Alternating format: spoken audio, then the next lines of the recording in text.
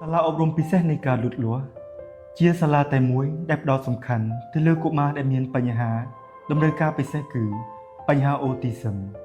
ដែលបង្កើតឡើងដោយអ្នកស្រីភុកម៉ានីអ្នកស្រីភុកម៉ានីជានាយិកានៃសាលាអប់រំពិសេសនៃការលូតលាស់អ្នកស្រីកើតនៅថ្ងៃទី15ខែកញ្ញាឆ្នាំ1981មានស្រុកកំណើតនៅរាជធានីភ្នំពេញ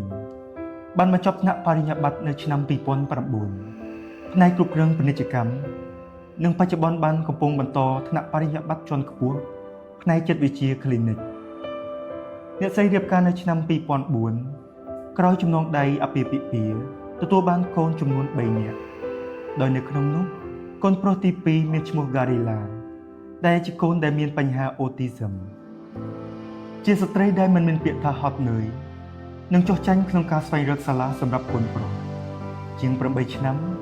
ដែលអ្នកគ្រូម៉ានីតែងតែនាំកូនទៅចុះឈ្មោះចូលរៀនប្រមាណជាង10សាលាប៉ុន្តែរៀនបានត្រឹមតែ1សប្តាហ៍ឬ1ខែហើយចុងក្រោយរៀនបានយូរជាងគេនៅសាលា AIS រៀនបានរហូតដល់6ខែប៉ុន្តែសាលានៅតែបញ្ឈប់ Garilla ព្រោះថាមានអកប្បកិរិយាប្រឆាំងច្រើននិងមិនអាចចូលរួមជាមួយក្រុមបានទោះបីជាសាលាស្ទើរគ្រប់កន្លែងមិនហ៊ានទទួល Garilla ឲ្យចូលរៀនតែសម្រាប់ទឹកចិត្តជាម្ដាយនៅតែមិនបោះបង់ក្តីសង្ឃឹមឡើយ Garilla មិនបានរៀនដិតដល់តែជាមូលហេតុតម្រូវឲ្យគាត់តែងតែទៅជាមួយម្ដាយធ្វើការនៅឯខេត្តកំពង់ស្ពឺជារៀងរាល់ថ្ងៃដោយអ្នកគ្រូម៉ានីបានព្យាយាមបង្ហាត់បង្រៀនកូនដោយខ្លួនឯងការបង្រៀនទាំងអស់នោះទៅតាមអ្វីដែលគាត់អាចធ្វើទៅបាននិងយល់ដឹងអំពីបញ្ហាអូទីសឹមនេះដែលទទួលបានបច្ចេកទេសបង្រៀនពីមជ្ឈមណ្ឌលសុខភាពផ្លូវចិត្តកុមារហៅកាត់ថា CCAMH ដែលស្ថិតនៅមន្ទីរពេទ្យបង្អែកជ័យជំនះក្រុងតាខ្មៅរហូតដល់អ្នកគ្រូម៉ានីបានសម្រេចចិត្តស្នើសុំការគាំទ្រពីព្រះសហគមន៍ព្រះកុមារយេស៊ូវបឹងទំពុនដើម្បីបង្កើតសាលាសម្រាប់កូនប្រុសការទទូចសុំអង្វរករដដែលរបស់ម្ដាយដែលមិនដឹងថាត្រូវយកកូនទៅដាក់នៅសាលាណាក្នុងឆ្នាំ2017លោកពុកវ៉ាងសុងដែលជាបូជាចារ្យគ្រប់គ្រងព្រះវិហារបានសម្រេចដល់ថវិកាសម្រាប់ការចាប់ផ្ដើមសាលាចំនួន$3,000ក្នុងការរៀបចំស្វែងរកអ្នកជំនាញដើម្បីបង្ហាត់បង្រៀនគ្រូទាំង6នាក់ដែលអ្នកគ្រូម៉ានីបានជ្រើសរើសឲ្យមានជំនាញក្នុងការអប់រំទៅកាន់កុមារអូទីសឹមនៅក្នុងឆ្នាំនោះដដែលនៅថ្ងៃទី1ខែមិថុនាសាលាអប់រំពិសេសនៃការលូតលាស់បានលេចរូបរាងឡើងនៅពេលនោះមានកុមារត្រឹមតែ6នាក់បានមកចុះឈ្មោះចូលរៀនដំបូងនៅសាលារបស់យើងទាំងអស់នេះជាអំណរសប្បាយសម្រាប់ការចាប់ផ្ដើមពីមួយថ្ងៃទៅមួយថ្ងៃលោកគ្រូអ្នកគ្រូបានខិតខំរៀនសូត្រពីតម្រូវការរបស់កុមារព្រមទាំងទទួលយកចំណេះជំនាញថ្មីពីអ្នកជំនាញជាច្រើនមកពីគ្រប់ទិសទីដែលបានជួយពួកយើងក្នុងការអប់រំដល់កុមារពិសេសយើងរៀនបណ្ដានិងធ្វើការបណ្ដាដោយមានការកើនឡើងរបស់កុមារដែលមកចុះឈ្មោះចូលរៀនសាលាបានបង្រៀនបន្ថែមនៅថ្ងៃស្អែកមួយព្រឹកសម្រាប់កុមារដែលមិនទាន់បានចូលរៀនពេញម៉ោងការកើនឡើងនឹងតម្រូវការឲ្យសាលាជួយនៅក្នុងឆ្នាំ2022សាលាបានបន្ថែមផ្ទះមួយល្វែងហើយនៅឆ្នាំបន្ទាប់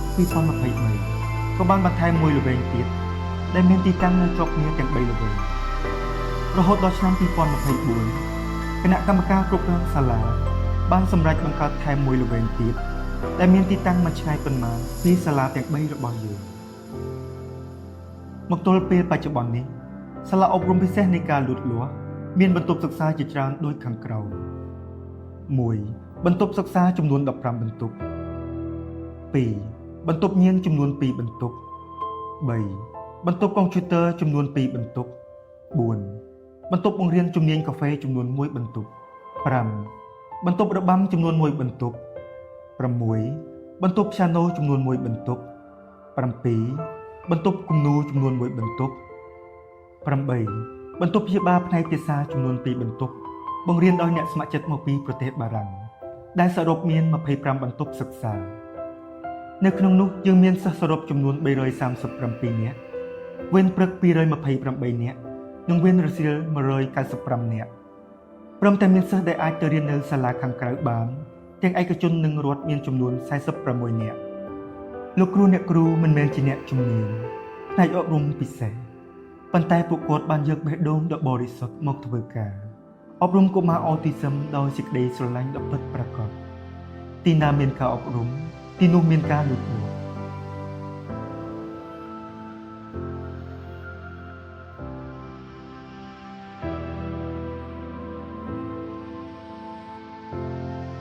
លោកសួរអំពូមីងខ្ញុំបាទឈ្មោះសនកៃឡាមានអាយុ16ឆ្នាំជាកូនទី2នៃគ្រួសារបច្ចុប្បន្នខ្ញុំរៀននៅសាលាវិទ្យាល័យទីទីមបឹងកេងកងខ្ញុំរៀនថ្នាក់ទី8រាល់ថ្ងៃជិះកង់ទៅរៀនឲ្យខ្លួនឯងសម្រាប់អាហារទាំង3ពេលក៏ខ្ញុំជាអ្នករៀបចំដែរខ្ញុំចេះចៀនសាច់ដោយសម្លចៀនបង្ទាហើយនឹងចេះបោកអើដោយខ្លួនឯង មិនត្រឹមតែប៉ុណ្ណោះខ្ញុំអាចរៀបចំសម្ភារៈសិក្សាទៅតាមកាលវិភាគដែលលោកគ្រូអ្នកគ្រូដាក់ឲ្យសពថ្ងៃខ្ញុំមានការយល់ដឹងច្រើនហើយធ្វើអ្វីបានដោយខ្លួនឯងដែលមិនចាំបាច់មកជួយជារៀងរាល់ថ្ងៃខ្ញុំមានការសិក្សាជាច្រើនព្រឹកខ្ញុំរៀននៅសាលារដ្ឋរសៀលខ្ញុំរៀននៅសាលាអប់រំពិសេសនៃការលូតលាស់ ល្ងាចខ្ញុំរៀនអង់គ្លេសនិងកីឡានៅថ្ងៃអនាគតការងារដោយកាឡាស្រឡាញ់ជាងគេគឺអ្នកបើកយន្តហោះសូមអរគុណសូមជម្រាបលា